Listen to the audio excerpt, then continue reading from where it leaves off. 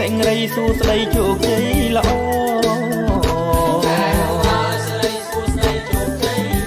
សម្រាប់បំផុតនៅពុទ្ធបរិទ្ធិបវរសេរីសួស្តី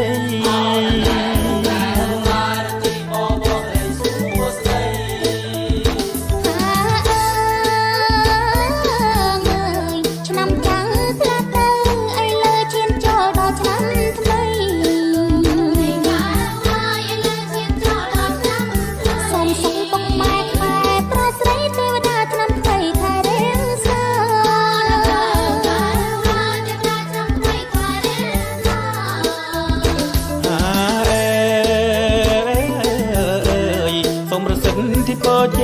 ជួនទៅពីស័យបានក្តីសុខាnămថ្មីចិនថ្មីល្អថ្លៃថ្លាកុំឲ្យសង្សារផ្លាំងប្ដូរថ្មី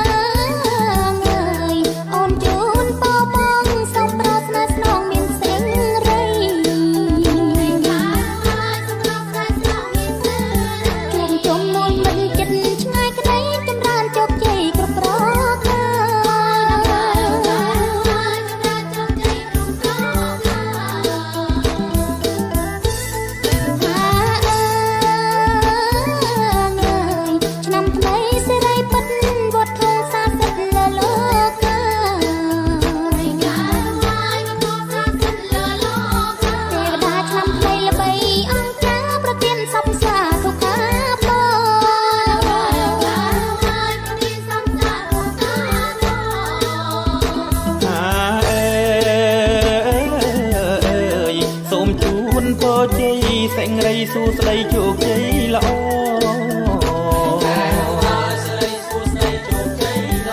សម្រាប់បំផុតនៅពុទ្ធបរិទ្ធិបវរសេរីសួស្តី